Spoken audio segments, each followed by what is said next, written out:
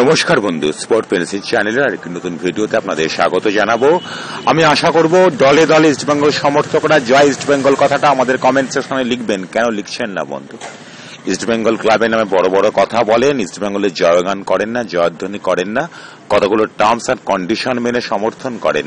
ছেড়ে দিন, চলে আসুন কমেন্ট সেকশনে জয় ইস্টবেঙ্গল কথাটা লিখে ফেলুন এবং ভিডিওর নিচে থাকা সাবস্ক্রাইবার বাটনটিকে প্রেস করতে একেবারে ভুলবেন না।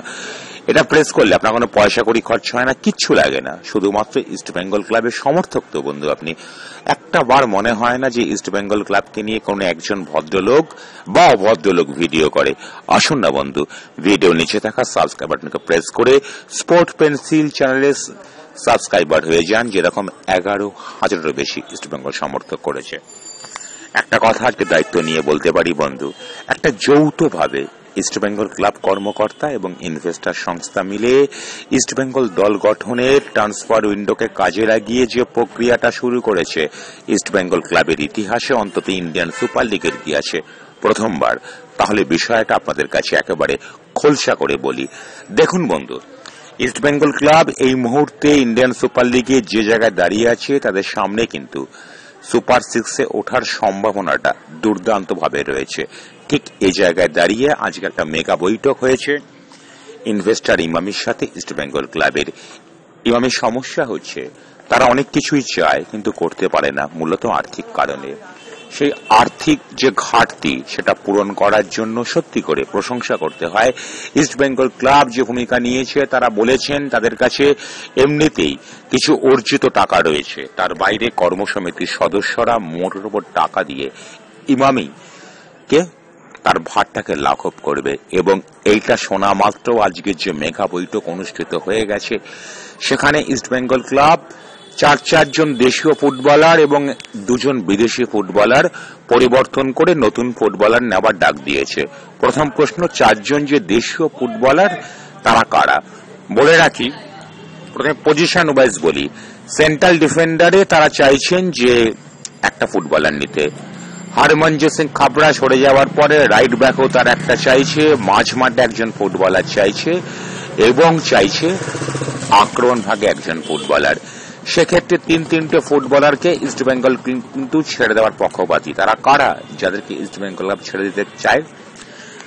প্রফসুকান গিলেস ভাইনারাদার, Gursimrat Singh central defender, V P Suhair তাকেও ছেড়ে দিতে চাইছে ইস্টবেঙ্গল ক্লাব। আরেকজন নামটা শুনলে হয়তো একটু অবাকই হবেন, মোবাসির রহমান। এই 3 ফুটবলারকে ছাড়লেই তো হয় না বন্ধু, কারা কে বা নেবে? ভিপি সুহেরকে তো এই মুহূর্তে ইন্ডিয়ান আই লিগের কোন দল নেই বলে মনে হচ্ছে না।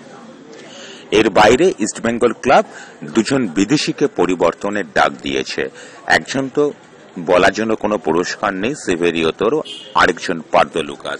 প্রসঙ্গত আপনাদের একটা কথা বলি, এই মুহূর্তে প্রশ্ন করি যে কোচ কার্লোস কোয়াদ্রাত কোথায়? তিনি আছেন তার দেশে বার্সেলোনায়, সেখানে তিনি বিদেশি ফুটবলার খুঁজছেন। বিদেশি ফুটবলার প্রসঙ্গে বলি, ইস্টবেঙ্গল ক্লাব তাদের মতন করে 3 ফুটবলারের তালিকা দিয়ে দিয়েছেন।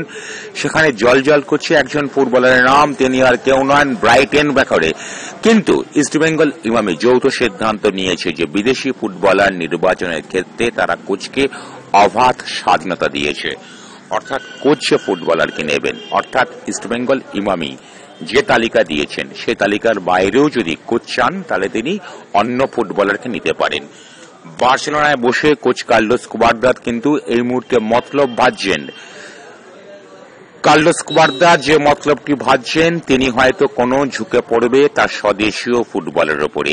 কিন্তু ইস্টবেঙ্গল ক্লাব কর্মকর্তারা এখানে একটা শর্ত দিয়েছেন। তারা বলেছেন এমন একজন ফুটবলার যিনি কারেন্ট ফুটবল খেলেন, তার সাম্প্রতিক ফর্ম দেখেও তাকে নেওয়া হয়, তিনি যেন গোলের মধ্যে থাকেন।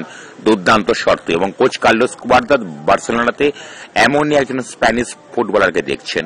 আমরা অনেকেই বলছি আসবে ব্রাইটন ব্যাকরে। যদি কোচ কার্লোস কোয়াদ্রাত তার মতন করে কোনো ফুটবলারকে খুঁজে না নিতে পারেন, সেক্ষেত্রেই কিন্তু আসবে হচ্ছে নতুন কোন স্প্যানিশ ফুটবলার। এ প্রসঙ্গে একটা কথা আপনাদেরকে দায়িত্ব নিয়ে বলতে পারি, সেটা হচ্ছে যে সেক্ষেত্রে কিন্তু ইস্টবেঙ্গল ক্লাবে স্প্যানিশ ফুটবলার আসবে। পার্দো লুকাসকে নিয়ে কিন্তু একটা প্রশ্ন আছে। সেভেরিও তোরাকে বাদ দেওয়ার ব্যাপারে কার্লোস কোয়াদ্রাত রাজি হয়েছেন, কিন্তু একই সঙ্গে দুখানা স্বদেশীয় ফুটবলারকে বাদ দেওয়ার ব্যাপারে কিন্তু তিনি নিমরাজি। তিনি চাইছেন পার্দো লুকাস থাকুন, শেষ পর্যন্ত হয়তো আমরা দেখব পার্দো লুকাস থেকে যাবে। এবার চলে আসবে একদম ভারতীয় ফুটবলারদের সম্পর্কে। নিখিল পূজারি এবং হিতেশ শর্মার সঙ্গে প্রাথমিক কথাবার্তা এই মুহূর্তে এমন একটা পর্যায়ে পৌঁছেছে, প্রথম শ্রেণীর বাংলা দৈনিকও যে কথাটা বলছে, সেখানে এই দুটো ফুটবলারে কিন্তু ইস্টবেঙ্গল ক্লাবের আসার সম্ভাবনা প্রবল থেকে প্রবলতর। তারা ইস্টবেঙ্গল ক্লাব কর্মকর্তারা আজকের মিটিংয়ে যে তালিকাটা পেশ করেছেন, সেখানে দুটো ফুটবলার সম্পর্কে তারা কতটা অগ্রগতি হয়েছে সেটাকেও তারা তুলে ধরেছে। তবে একটা কথা বলে দিই, নিখিল পূজারীকে নিয়ে এখনো কিছু প্রশ্ন, কিছু সংশয় রয়েছে, কিন্তু হিতেশ শর্মাকে নিয়ে বন্ধু আর কোনো প্রশ্ন বা সংশয় নেই। এবার অনেকেই বলতে পারেন তাহলে সেন্ট্রাল ডিফেন্সে প্রফসুকান মাফ করবেন গুরসিমরন সিং, তিনি একেবারে সুযোগ পাননি। তিনি রিজার্ভ দলের ফুটবলার হিসাবেই কোচ ভেবেছেন।